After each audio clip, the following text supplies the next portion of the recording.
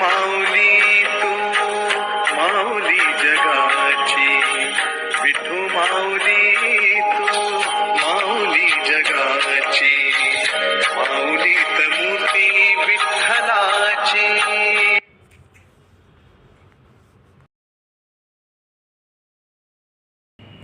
नमस्कार, मी सौ निर्मला आपशिंगेकर.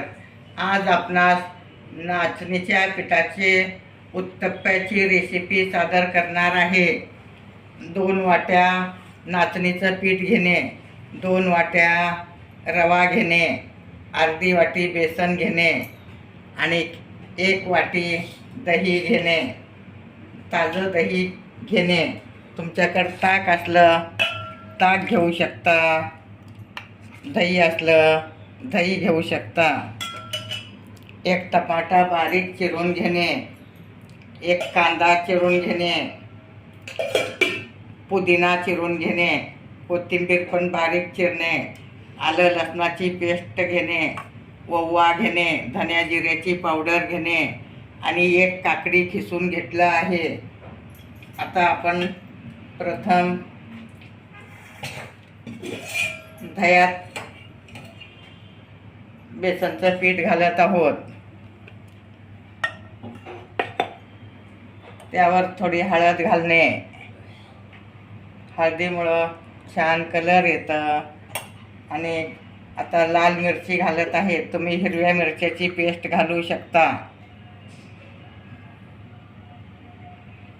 2 चमचे घालणे. चवीपुरतं मीठ घालणे.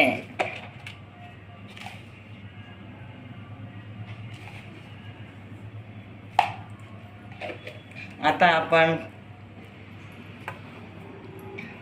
हे सगळे मसाले घालून घेत आहोत. टमाटा बारीक चिरणे, कोथिंबीर पण घालणे, त्यातच पुदिना घालणे. पुदिन्यामुळं त्याला खूप छान चव येते आणि काकडीमुळं मऊ होतात. कांदा घालणे, आलं लसणाची पेस्ट घालणे आणि धन्या जिऱ्याची पावडर आणि ओवा घालणे.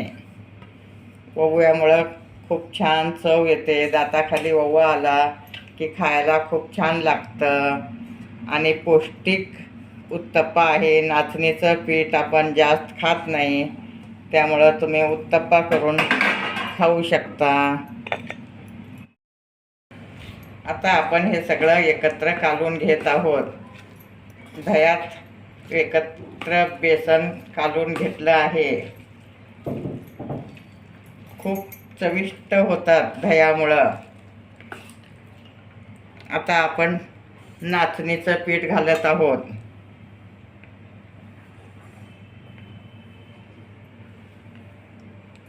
आणि रवा पण घालत आहोत.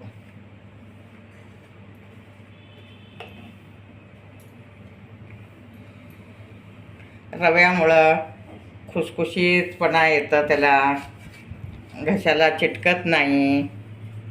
त्यामुळं तुम्ही रवा घालणे, बारीक रवा घाला, जाड रवा घाला, कुठलंही घातलं तरी चालेल. आता सगळं एकत्र कालवून घेणे.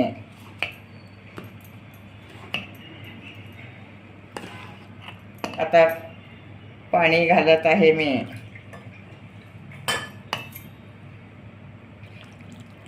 जसं लागेल तसं पाणी घालणे.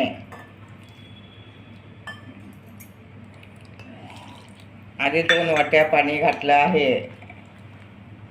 लागलं तर परत घालणे.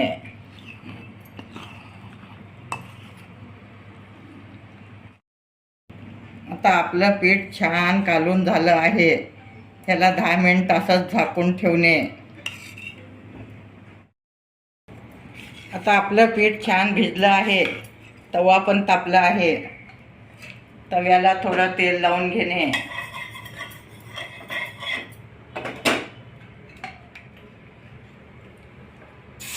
आणि अशा टाईपमध्ये तुम्ही उत्तप्पा घालू शकता. अगदी हे उत्तप्पा खूप पौष्टिक आहे. त्यात कॅल्शियम भरपूर आहे, लोह पण आहे. परत हाडं बळकट होतात, डायबिटीस नियंत्रणात राहते. तुम्ही नाश्त्याला करून खाऊ शकता. परत संध्याकाळी जेवणाच्या वेळेस हलकं फुलकं करून खाऊ शकता. मुलांच्या डब्यात देऊ शकता. डायबिटीसमुळं तुम्ही रोज जरी खाल्लात तरी खूप पौष्टिक आहे. कॅल्शियम भरपूर प्रमाणात आहे. आता वर झाकून ठेवणे. वरून पण तेल सोडणे. आता आपला उत्तप्पा उलटून घेणे.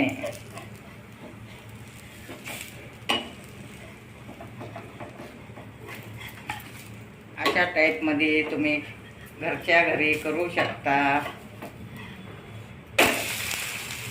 परत झाकून ठेवणे.